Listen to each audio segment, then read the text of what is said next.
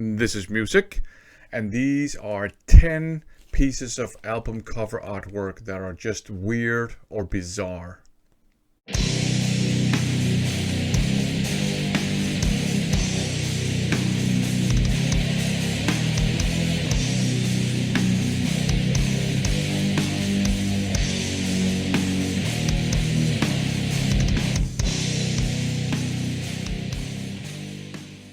All right, so we got like two really cool and fun threads going on.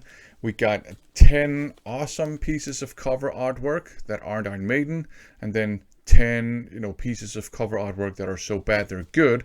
And I figured I would kind of like maybe try to do my own spin on this, and show you 10 pieces of cover artwork that are just weird or bizarre. Not necessarily bad, not necessarily good, but just bizarre. Because let's face it, in the world of rock and metal, there are lots of those. And of course, I will concede that what's weird and bizarre is a matter of personal and of subjective opinion and taste. But here are 10 that I think are weird or bizarre. The first one is this one here, Conclusion and Revival by Darkness. And the music is also, some of it is kind of weird, but it's a great album nonetheless. So you have this hand walking across a piano, kind of I guess Evil Dead style, but then you got a head attached to it that is supposed to be screaming, but if you look at the eye looks kind of like whatever, man, I'm stoned. So is it yawning? What's going on here? So just weird and bizarre, hand crawling on a piano with a head attached to it. Weird stuff. The music is actually very good thrash metal, but it does have its weird moments. Up next, some sort of hard rock, trad metal, DNA. And it's called Party Tested. So yeah, you got these two band members wearing doctors' coats or white coats, and doing weird experiments. And you have knickers, you got albums, you got balloons, party stuff floating about in the background. And what makes this kind of weird to me is this dude's facial expression.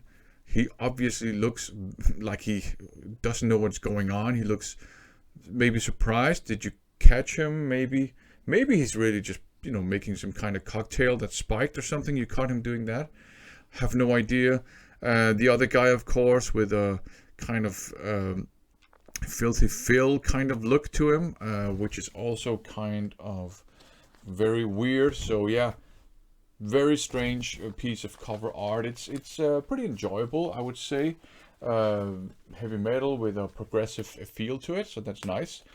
Up next, Drifter, Nowhere to Hide, and this is just weird because it's a kind of a weird piece of artwork. It's a photograph. You got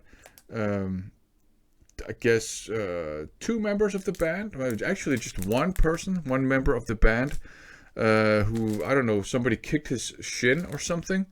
And then you just, he's sitting on some mirrors, and you just got lots of different perspectives on him.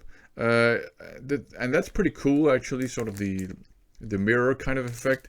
But what I think is weird is that it just looks like he hurt his shin, and that's it. So maybe, I don't know, somebody kicked his shin or something. Very good music though, but there you go. Up next, Excel, The Joke's on You. And I just think this, it's a very cool piece of cover artwork. The logo is awesome. It looks kind of like graffiti. But then you just have this weird robotic looking, but also cartoony looking character with kind of like a Ronald Reagan kind of hairdo. Just looks weird, but also looks cool. It's also, very good crossover with lots of groove to it, actually. So yeah, but Excel, The Joke's on You, just a weird drawing. The next one, controversial. the band Appetite for Destruction, and you know, it was banned because it's kind of rapey. But you gotta think, you know, what the hell is going on here? You have this lady here who has, you know, probably, you know, been sexually assaulted, and that's very bad. And it might be this kind of robotic creature that did it, but he's kind of like crushing a smaller robotic creature, I think. His head is exploding, and then you got this monster creature jumping over the fence, attacking the robotic creature. So it's really just, you know, what is actually going on here. It's rapey, it's kind of disturbing, but it's also very, very weird.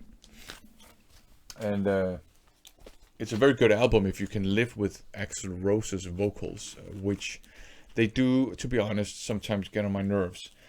Up next, Great White, Recovery Live. Again, just a weird photograph. I think where, you know, some of the band members kind of put more effort into it than others. So you got this guy here, you know, doing his best to make a facial expression to look mean. This guy here really doing his best to look scared. And then you just got this guy here who doesn't give a shit, right? So yeah, just weird. Obviously, they're going to pick this poor patient apart. So there you go. Just weird photograph. The next one is kind of, yeah, Killer Dwarfs. You got this black space, and then you got their heads all the way down here. Of course, it's kind of like a pun on the whole like dwarf thing, but it comes across just weird, and maybe even in poor taste, to be honest. It's a pretty good, just hard rocking album, to be perfectly honest with you. But yeah, I think this was an attempt at humor. It has probably not stood the test of time. And of course, you can't do a video on weird album covers without, you know, this one, which I've showed many times. I've grown to actually really like the music on this album. It's just good party heavy metal with some great guitar work. But, you know, it's weird. You know, you got here Roxy Petrucci looking like she came out of an 80s aerobics class. You got Epic Cut Piece, Health Problems dude here.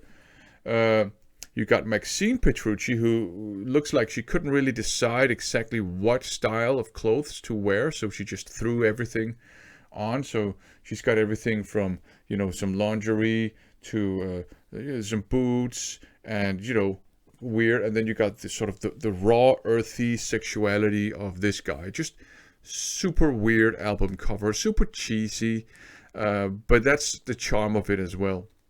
And when you listen to it, the music is super cheesy too, but it's also charming, and it's actually pretty fun.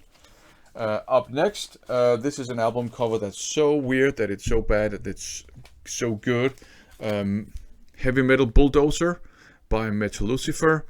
I think this guy, his name is called, I think he's called Neil Tanaka or Takana or something. He's apparently a famous kind of like heavy metal fan in Japan. He has a massive a collection of heavy metal items, so he's on all of their, you know, albums, and here, you know, he looks very, very metal, and he's standing on a bulldozer.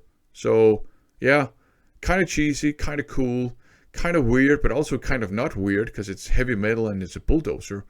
I love this cover artwork, and it's a very, very good album too. All the songs are called Heavy Metal something.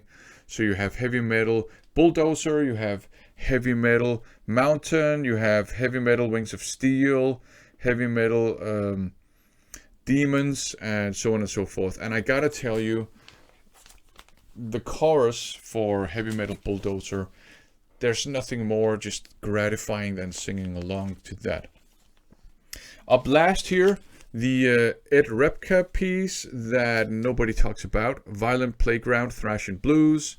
It's kind of, it could be so bad it's good, but it's not bad. That's the thing, you know. Ed Repka is a brilliant artist, and you can see that here too, right? That he knows what he's doing. But it's kind of, you got this kid who's I guess, fallen off his swing and just slammed cartoon style into a wall so hard that the wall has cracked. So that's weird, but it's kind of fun too, and it sort of fits the name of, you know, Violent Playground.